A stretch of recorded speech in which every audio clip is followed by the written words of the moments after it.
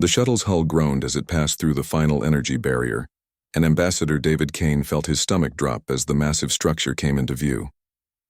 The Galactic Council Station stretched across space like a metallic constellation, its rotating rings and crystalline spires housing representatives from over 3,000 different worlds. Kane had seen the pictures, studied the blueprints, but nothing had prepared him for the sheer scale of humanity's first diplomatic encounter with the galaxy's ruling body. "Ambassador, we're receiving docking clearance from Bay 17, announced Lieutenant Torres from the pilot's seat. Her voice carried the steady professionalism of Earth's finest, but Kane could hear the underlying tension. They all knew what was at stake. Earth had been discovered 6 months ago by a routine council patrol, and the summons had arrived just 3 weeks later. No explanation, no preliminary contact, just coordinates and a deadline. The docking bay swallowed their shuttle like a whale consuming plankton. Outside the viewport, Kane watched alien vessels of impossible designs floating in perfect formation. Some were geometric shapes that hurt to look at directly. Others seemed to be grown rather than built, their organic curves pulsing with bioluminescent patterns. A few appeared to be made of pure energy contained within force fields, while others looked like collections of dark matter held together by gravitational manipulation. "Sir, we're being escorted by security," Torres reported, her instruments showing 3 vessels that seemed to be scanning them with technologies beyond human understanding.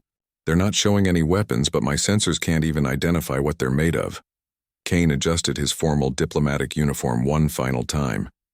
The blue and silver of Earth's United Nations had never felt so small, so provincial. "Remember the brief, Lieutenant. We're observers today, nothing more. Whatever they want from us, we listen first." The airlock cycled with a sound like thunder, and Kane stepped into a corridor that defied physics. The walls curved impossibly, seeming to extend both up and down simultaneously while somehow maintaining normal gravity. Holographic guides appeared in the air, their forms shifting between geometric patterns and vaguely humanoid shapes, speaking in a universal language that Kane's translation device converted into crisp English. "Ambassador Kane of Species Classification 7429, you are summoned before the Council of Dominion. Please follow the designated path. Deviation will result in immediate termination." The walk to the council chamber took 20 minutes through corridors filled with beings that represented the breadth of galactic evolution. Kane passed creatures that towered 15 feet tall, their crystalline skin refracting light in patterns that seemed to communicate complex thoughts. Others were barely visible, existing as swirls of gas that somehow maintained coherent form. A group of metallic beings moved in perfect synchronization, their shared consciousness evident in their identical movements. None of them paid any attention to the human delegation. The council chamber itself was a sphere 300 meters in diameter, its walls displaying real-time images of star systems, fleet movements, and what appeared to be conquest reports from across the galaxy. Kane found himself standing on a platform that materialized beneath his feet, suspended in the center of the sphere while hundreds of alien representatives occupied floating platforms around him in concentric circles.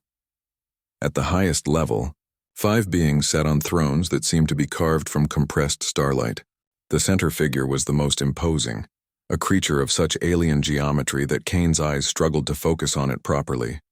When it spoke, its voice resonated through dimensions that human senses were not designed to perceive. Species 7429. Designation: Humanity. You have been summoned to account for your existence in this galaxy. State your purpose. Kane had prepared for this moment, had practiced the speech dozens of times, but standing here under the gaze of beings that could reshape reality with their thoughts, his prepared words seemed inadequate. Instead, he found himself speaking from the heart. "Honored Council, we exist because we choose to exist. We seek no dominion over others, claim no right to rule or conquer. We simply wish to continue being human." A ripple of what might have been amusement passed through the assembled representatives. One of the crystalline beings spoke, its voice like wind chimes in a cosmic storm.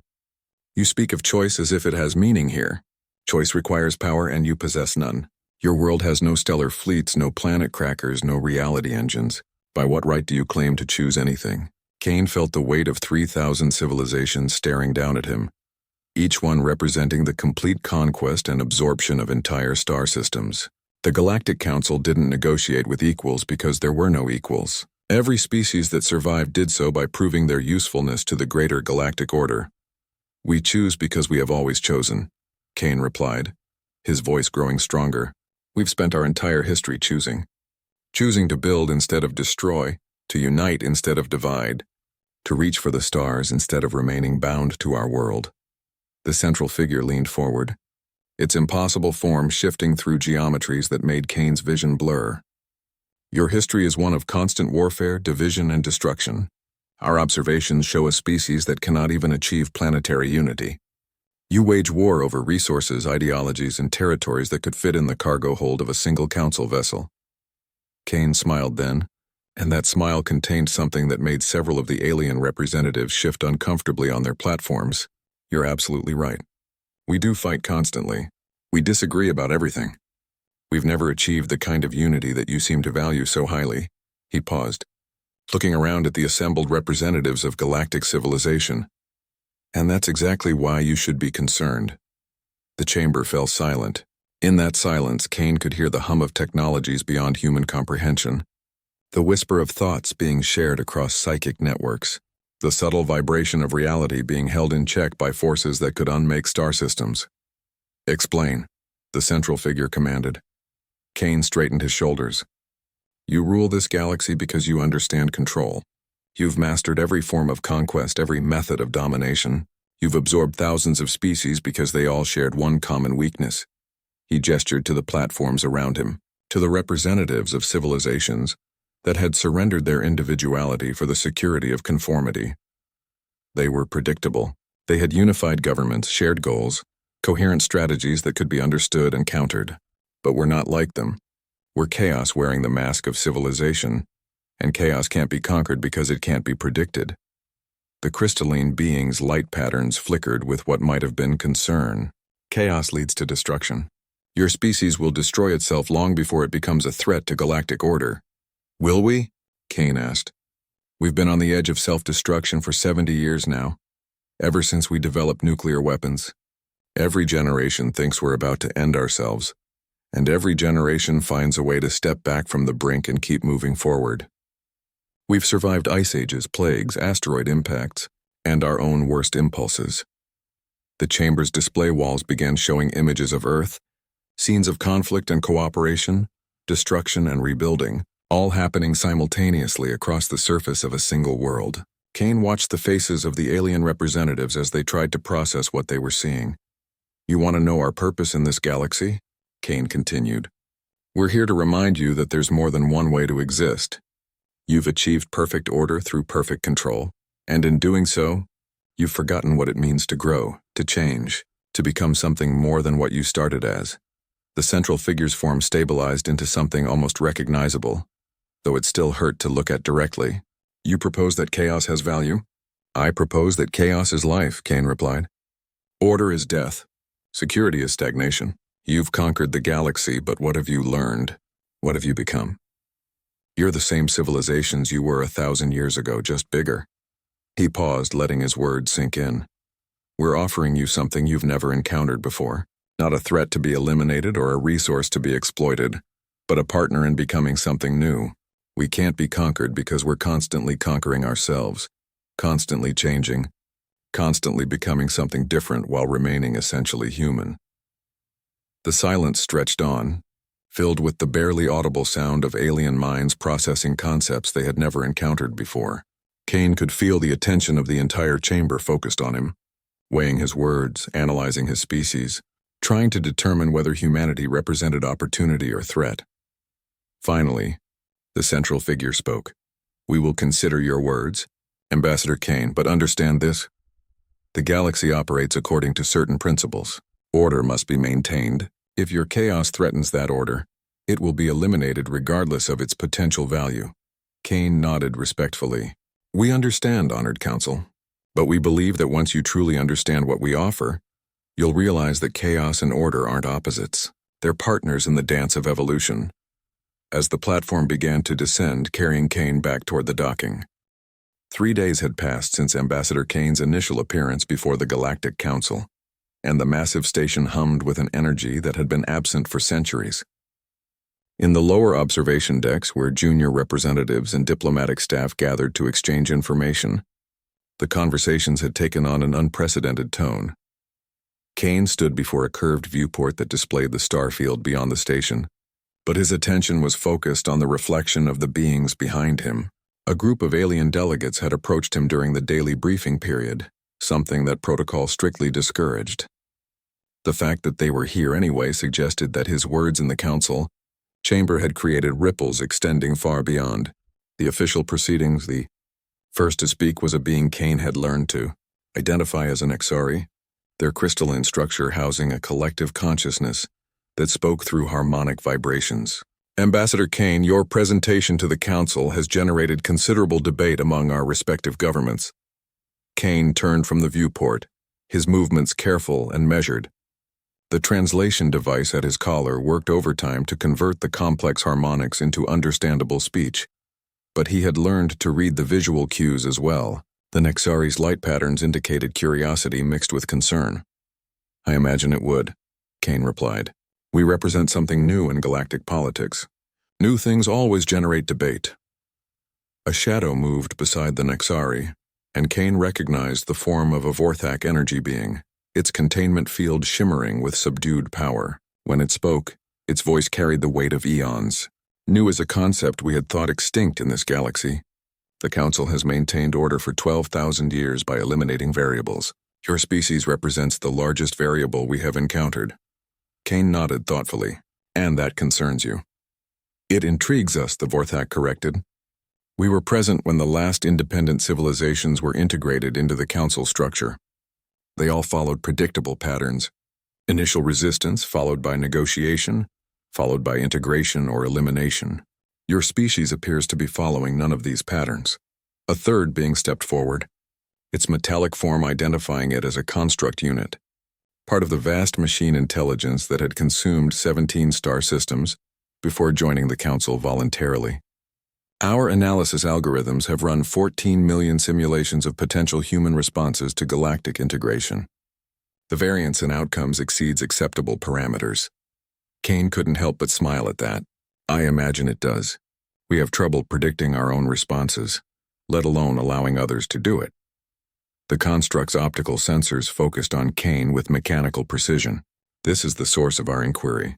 Our databases contain detailed psychological profiles of all Council member species, behavioral patterns, decision trees, cultural imperatives.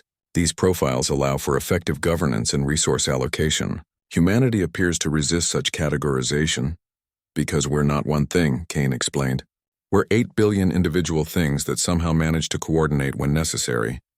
Sometimes we coordinate beautifully. Sometimes we coordinate catastrophically. But we always coordinate in ways that surprise even us. The Nexari's harmonics shifted to a frequency that Kane's translator rendered as puzzlement.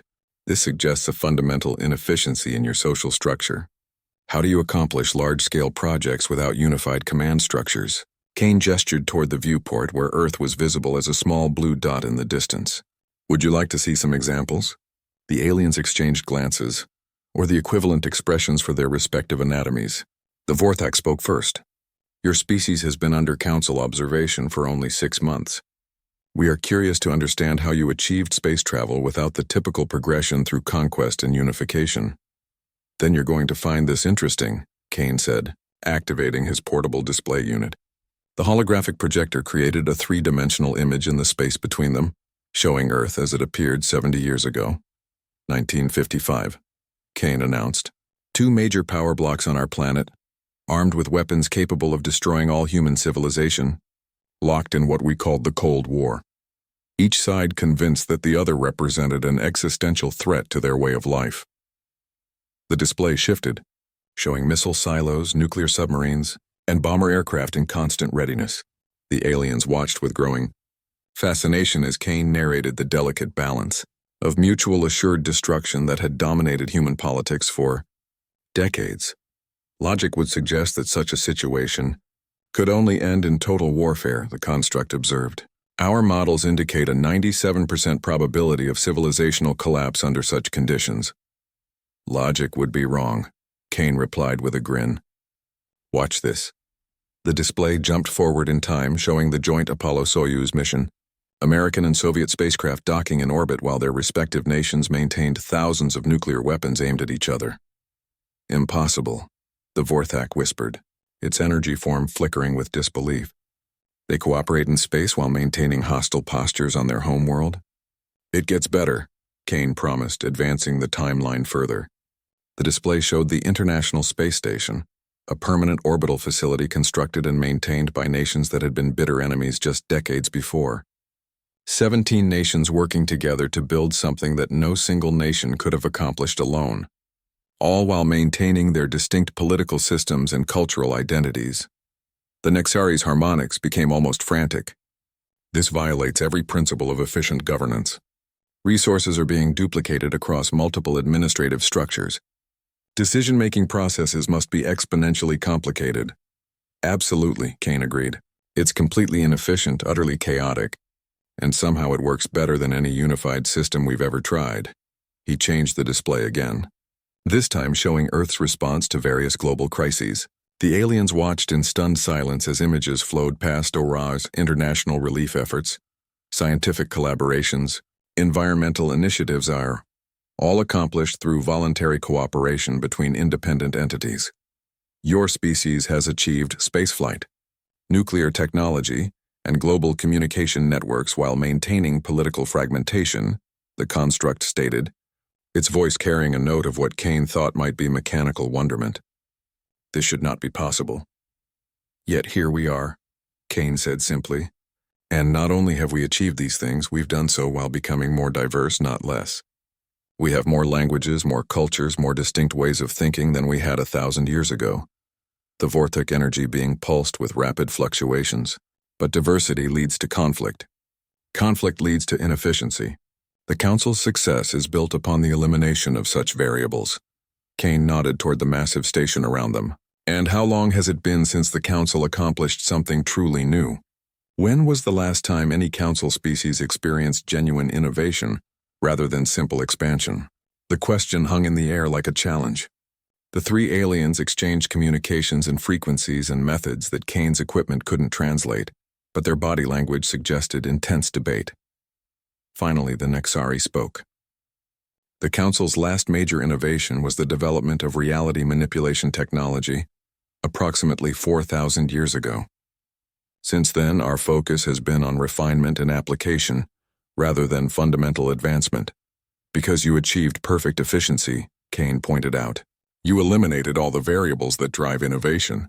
Conflict, competition, independent thinking, the willingness to fail spectacularly in pursuit of something unprecedented. The construct's optical array rotated as it processed this information. You suggest that chaos is a necessary component of progress? I suggest that progress requires the freedom to be wrong, Kane replied. Every major advance in human history came from someone willing to try something that others thought was impossible, impractical, or just plain stupid. Most of the time, those others were right, but occasionally the impossible turned out to be inevitable. He gestured to the display, which now showed a montage of human achievements. We went to the moon because one leader decided it would be inspiring, not because it was practical. We built the internet as a military communication system and ended up creating a platform for global knowledge sharing. We discovered antibiotics by accident while studying something completely different. The Vorthak's energy form stabilized into a new configuration. Your species treats failure as a learning experience rather than a flaw to be eliminated. We treat failure as a requirement for growth, Kane corrected. You can't discover new possibilities without being willing to explore dead ends.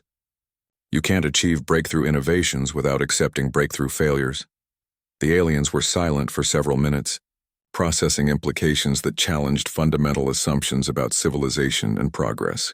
Kane could see the strain on their respective physiologies as they attempted to incorporate concepts that their societies had specifically evolved to avoid. The emergency session of the Galactic Council convened at the darkest hour of the station's artificial cycle, when most organic beings were deep in their rest periods. Ambassador Kane found himself standing once again on the central platform, but this time the atmosphere in the Great Sphere was markedly different.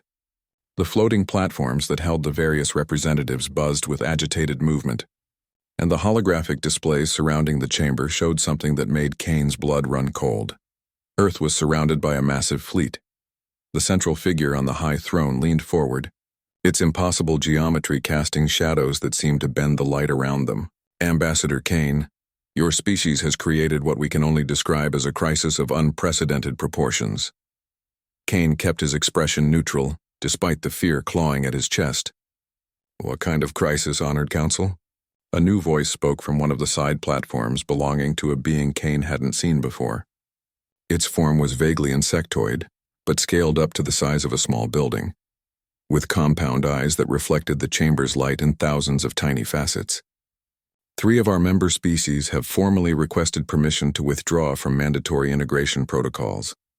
2 others have suspended their tribute deliveries pending philosophical review of Council policies. The Nexari Collective has submitted a formal inquiry regarding the possibility of cultural independence within the Council framework. Kane felt a mixture of shock and pride. His conversations with the 3 delegates had apparently had consequences far beyond what he had anticipated. I'm honored that our discussions have generated such thoughtful consideration of, this is not honor. Human, the central figure interrupted, its voice carrying harmonics that made the chamber's crystalline walls vibrate ominously. This is destabilization. For 12,000 years, the galaxy has known peace through unity. Your chaos threatens to unravel the very foundations of civilized space. The massive displays around the chamber shifted to show historical data, worn timelines of galactic conquest, integration charts, resource allocation matrices that demonstrated the Council's success in managing thousands of worlds and species. Kane studied the information with growing understanding of just how vast and complex the system was that humanity had apparently begun to disrupt. With respect, Honored Council, Kane said carefully, what you call destabilization might also be called growth. When was the last time any of your member species asked to reconsider their relationship with the Council? When did any of them last propose new ways of organizing galactic civilization? The insectoid being's compound eyes shifted to focus on Kane with laser intensity. Never, and for good reason. Question leads to division. Division leads to conflict. Conflict leads to the chaos that destroyed countless civilizations before the Council brought order to the galaxy. Kane nodded slowly. I understand your concern, but consider this how you've achieved perfect stability by eliminating change, perfect order by eliminating choice, perfect peace by eliminating growth. What you've created isn't civilization, it's a museum. A ripple of angry harmonics swept through the chamber as hundreds of alien representatives reacted to what they clearly perceived as an insult. Kane raised his hands in a gesture of peace, though he wasn't sure how many of them would recognize it. I don't mean that as criticism, he continued quickly. Museums are valuable. They preserve important things, but they don't create new ones. And the galaxy is full of possibilities that won't be discovered if everyone follows the same patterns, thinks the same thoughts, makes the same choices. The central figure's form shifted through several geometries before settling into something that might have been intended to appear less threatening. You speak of possibilities, Ambassador, but what you have actually created is uncertainty. 3 species are questioning policies that have maintained galactic stability for millennia. If this pattern spreads, it could lead to the collapse of the entire Council structure. Kane felt the weight of that statement settle on his shoulders. The idea that humanity's introduction to galactic politics could destabilize an order that had lasted 12,000 years was both terrifying and oddly exhilarating. May I ask a question, Honored Council? The central figure gestured with one of its appendages. Proceed. What was the galaxy like before the Council? Before unification brought peace and order? The chamber fell silent. Kane could sense the discomfort of the assembled representatives as they contemplated a question that apparently wasn't often asked. Finally, the insectoid being spoke. Chaos. Constant warfare between species and civilizations. Resource conflicts that devastated entire star systems. Technological development focused on weapons rather than advancement. Billions of lives lost to conflicts that achieved nothing but destruction. Kane nodded thoughtfully. And how did the Council end those conflicts? Through superior force and better organization, came the immediate reply. The founding species of the Council had developed technologies and strategies that made resistance futile. Species that joined willingly were integrated with minimal disruption. Those that resisted were conquered and then integrated. So the council brought peace through the threat of overwhelming violence? The central figure's geometry shifted again. We brought peace through the demonstration that cooperation was more beneficial than conflict. Kane smiled grimly. You brought peace through fear. Don't misunderstand me, eh? Peace is valuable regardless of how it's achieved, but fear-based systems have a fundamental weakness. He gestured to the displays showing the current crisis. They can't adapt to new situations. When something appears that doesn't fit the established patterns, the system's only response is to eliminate it. But what happens when the thing that appears can't be eliminated? The chamber erupted in a cacophony of alien voices as hundreds of representatives began speaking simultaneously.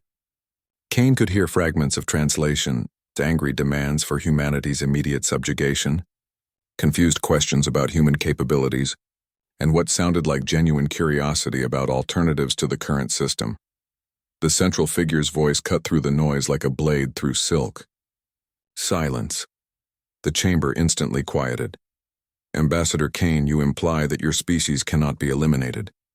This is a dangerous claim to make before the assembled might of galactic civilization. Kane looked up at the massive displays showing the fleet surrounding Earth. Hundreds of vessels, each capable of sterilizing planetary surfaces. The smart thing to do would be to back down, to apologize for humanity's disruptive influence and negotiate for some form of peaceful coexistence within the existing order. Instead, he found himself thinking about the 3 delegates who had approached him days earlier, about the questions they had asked and the spark of independent thought he had seen in their responses.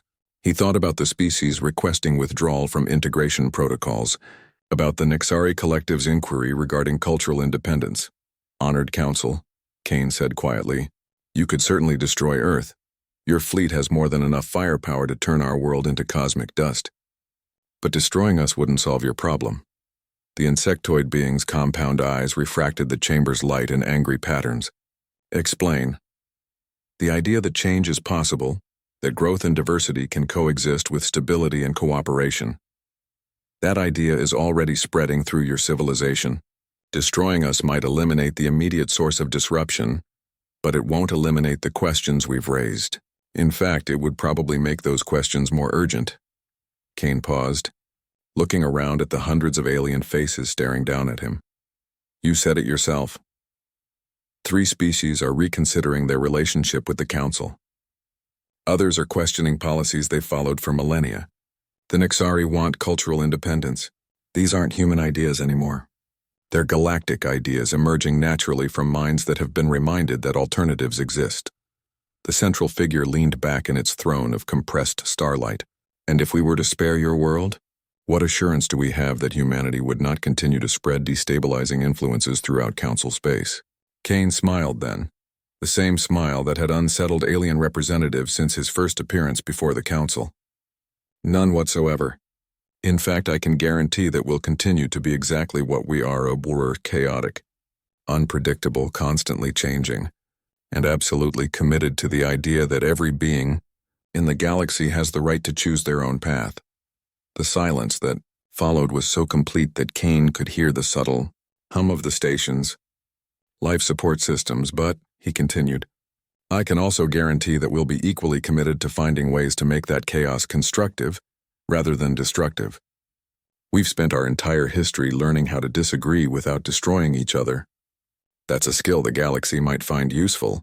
The central figure spoke again, and for the first time since Kane had arrived, its voice carried something that sounded almost like uncertainty.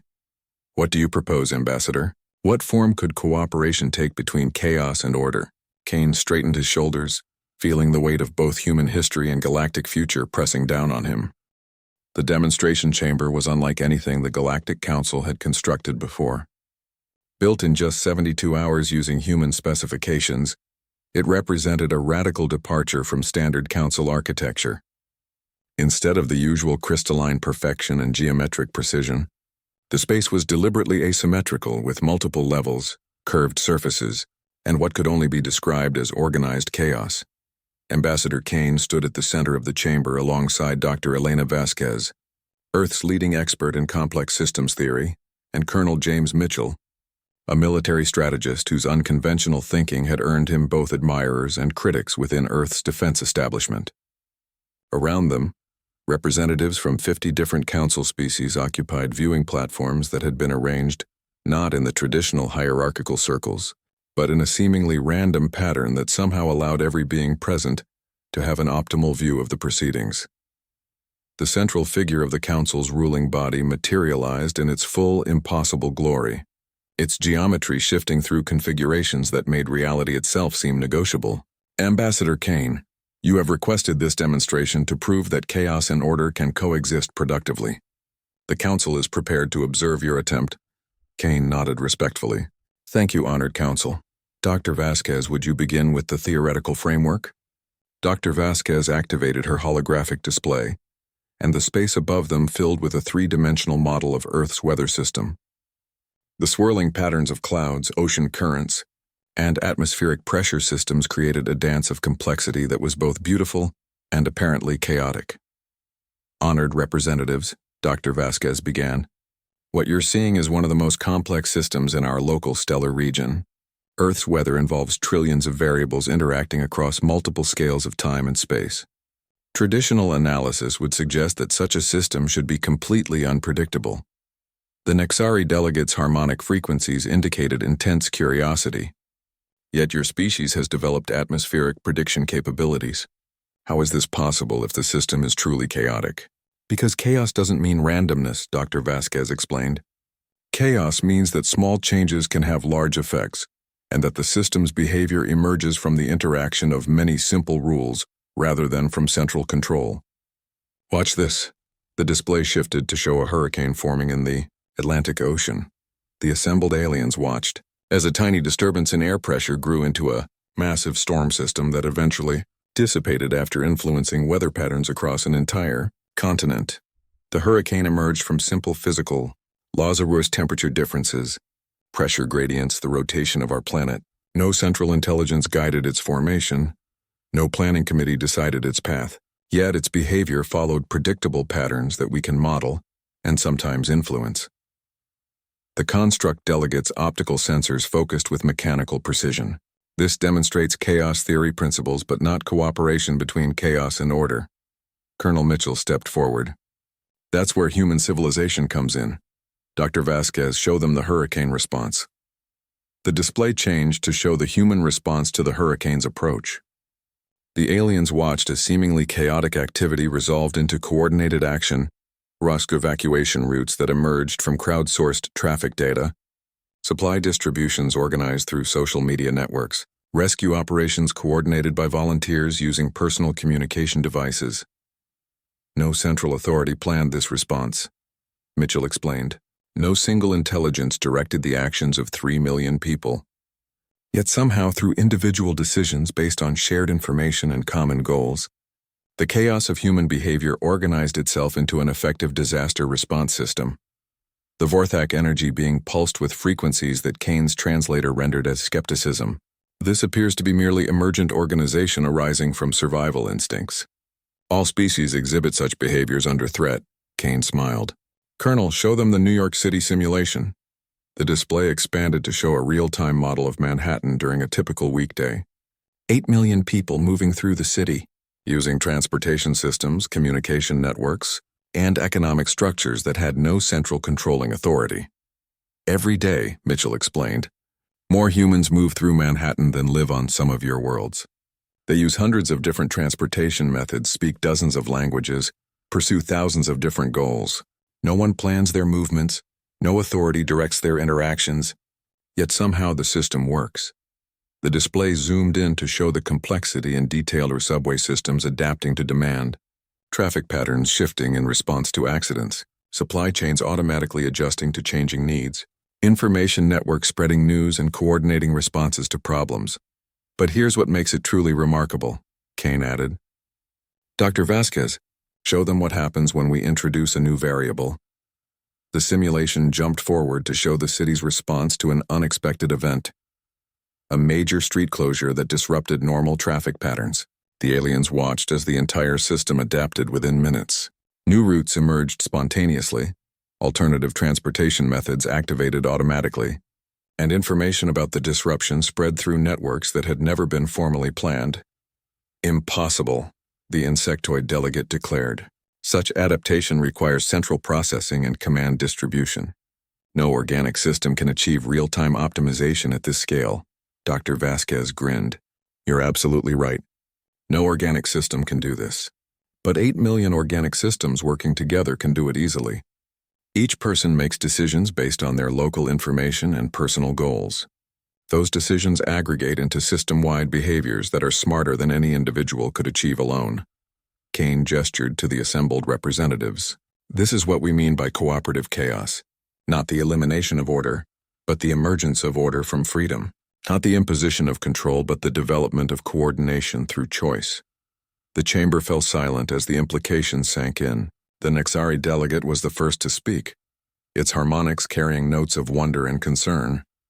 You suggest that intelligent systems can organize themselves without central authority, but this requires trust. It requires beings to act in ways that benefit the whole even when they could pursue individual advantage. Exactly, Kane replied, and that's the skill we've developed over millennia of practicing cooperative chaos. We've learned how to build systems where individual freedom and collective benefit are not just compatible, but mutually reinforcing. Colonel Mitchell activated a new display showing humanity's response to various global challenges: ERA's climate change mitigation efforts, scientific research collaborations, pandemic responses. In each case, the pattern was the same. No central authority commanding action, but coordinated responses emerging from the choices of individuals and communities working toward shared goals. The key insight, Dr. Vasquez explained, is that chaos and order aren't opposites. They're partners in an evolutionary dance. Chaos provides the variation that allows adaptation to new circumstances. Order provides the stability that allows useful innovations to be preserved and spread. The central figure of the council leaned forward, its impossible geometry stabilizing into a configuration that somehow conveyed intense attention. You propose that this model could be applied to galactic civilization? Kane nodded slowly. We propose that it already is being applied. The questions your member species are asking, the requests for reconsideration of policies and relationships, that's not destabilization. That's adaptation. That's the galaxy beginning to evolve again after 12,000 years of stagnation. He gestured to the demonstration around them. You could try to suppress these questions to force conformity back into your system, but that would be like trying to stop a hurricane by building walls around it. The energy would just build up until it found another way to express itself. The Vorthak being's energy patterns shifted through several configurations before settling into something that might have indicated thoughtfulness. And the alternative? Partner with the chaos, Kane replied simply. Instead of trying to control the changes happening in your civilization, help guide them. Instead of imposing unity, facilitate cooperation. Instead of demanding conformity, encourage diversity within shared frameworks. Dr. Vasquez added, think of it as upgrading your galactic operating system. The council structure you've built is incredibly stable, but it's reached its limits. What we're offering is a way to add new capabilities without losing the stability you've achieved. The chamber erupted in a complex symphony of alien voices as representatives from dozens of species began debating the implications of what they had witnessed. Kane could hear fragments of translation or excited discussions of possibility, worried concerns about stability, and what sounded like genuine hope for the first time in millennia. Finally, the central figure spoke again, its voice cutting through the chaos of discussion. Ambassador Kane, what you propose is unprecedented in galactic history. If we were to consider such a partnership, what safeguards would exist to prevent the chaos from overwhelming the order? 6 months after Ambassador Kane's first appearance before the Galactic Council, the ancient station had transformed into something unprecedented in its 12,000-year history.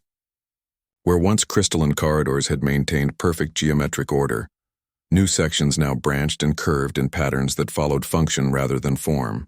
The rigid hierarchical arrangement of the council chamber had given way to a fluid space where representatives could move freely, forming temporary discussion groups that dissolved and reformed as conversations evolved. Kane stood in what had once been called the Central Command Observatory, now redesigned as the Coordination Hub. Through the vast transparisteel windows, he could see the most remarkable sight in galactic history: ships from 300 different species working together on the construction of humanity's gift to the galaxy. The project had been Earth's proposal for demonstrating cooperative chaos on an interstellar scale. Instead of building another massive station or impressive monument to power, they had suggested something that had never been attempted before: a completely decentralized network of interconnected habitats that could adapt and evolve based on the needs and desires of their inhabitants. Dr. Vasquez appeared beside him, her tablet displaying real-time data from the construction effort. The Nexari have finished the first adaptive biosystems module. The Construct Collective has integrated their manufacturing capabilities with 17 different species technologies.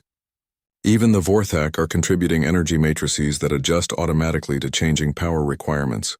Kane nodded, watching as a massive Nexari crystalline structure slowly rotated to align with a flowing Vorthak energy conduit, while smaller craft from dozens of species moved between them in patterns that looked chaotic, but served precise purposes. Any problems with the integration protocols?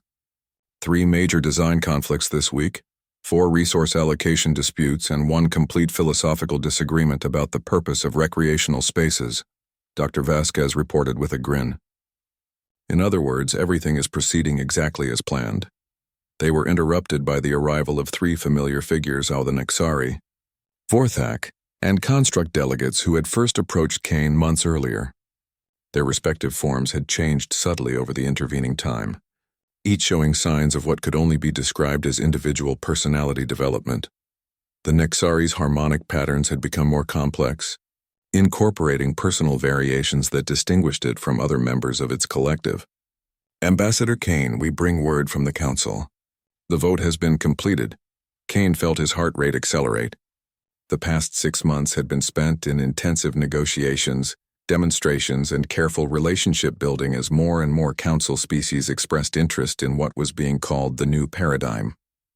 But there had been significant resistance from traditionalist factions who viewed any change as an existential threat to galactic stability. The result? Kane asked quietly. The Vorthak energy being pulsed with what Kane had learned to recognize as satisfaction. 2,417 species voted in favor of implementing the cooperative framework. 312 voted against. 41 abstained pending further data. Kane felt his knees go weak with relief. The motion passes. By the largest margin in Council history, the Construct delegate added, its optical sensors displaying what could only be interpreted as pride. Moreover, the opposition vote was not a rejection of the framework itself, but a request for gradual implementation with extensive monitoring protocols. Dr. Vasquez laughed out loud, a sound that had become more common throughout the station. As beings from various species learned to express emotions they had thought eliminated from their civilizations, even the opposition wants to cooperate with our chaos. There is more, the Nexari continued, its harmonics carrying overtones of excitement. The Council has formally requested that Earth serve as the coordination center for framework implementation, not as a controlling authority, but as a facilitating node in the new network. Kane looked out at the construction project, where representatives from hundreds of species were solving problems in real time through direct collaboration, rather than hierarchical command structures. The sight still amazed him, our beings who had never spoken to each other before working together to create something none of them could have imagined alone. There's something else you should know, the Vorthak delegate said. Its energy patterns shifting to what Kane had learned indicated personal communication rather than official representation. The Council leadership has made an unprecedented decision. They are stepping down from their controlling roles and transitioning to advisory positions. Kane stared at the energy being. The entire ruling body is voluntarily giving up power? They have concluded that true leadership in a cooperative chaos framework means facilitating others' growth rather than directing their actions, the construct explained. It is a logical evolution of their role, though one that required considerable adjustment of their operational parameters. Dr. Vasquez shook her head in wonder. A peaceful transfer of power from a government that's ruled for 12 millennia. I never thought I'd see anything like that. Kane felt a complex mixture of emotions. Your pride in humanity's contribution to galactic civilization, awe at the scale of change they had helped initiate, and a deep sense of responsibility for what came next. What happens now? The three delegates exchanged the complex communications that Kane had learned, indicated coordination of a surprise. Finally, the Nixari spoke. Now, Ambassador Kane, you help us learn how to be chaos without losing ourselves entirely, and we help you learn how to be order without losing your essential humanity. The Vorthax energy patterns brightened. The galaxy is about to discover what 12,000 species can accomplish when they are free to become more than they were, while remaining exactly what they are. Kane turned back to the window, where the construction project continued its magnificent dance of organized confusion. Ships from species that had been enemies for millennia worked side by side. Technologies that had been developed in isolation were being combined in ways their creators had never imagined. Beings who had thought they knew the limits of possibility were discovering new frontiers of cooperation and creativity. Dr. Vasquez, Kane said quietly, send a message to Earth. Tell them the experiment is working. What experiment? She asked.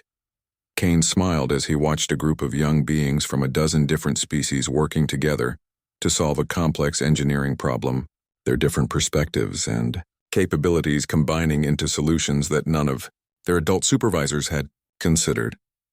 The experiment to see if chaos and order can dance together long enough to create something beautiful, he replied, and tell them we're going to need more dancers.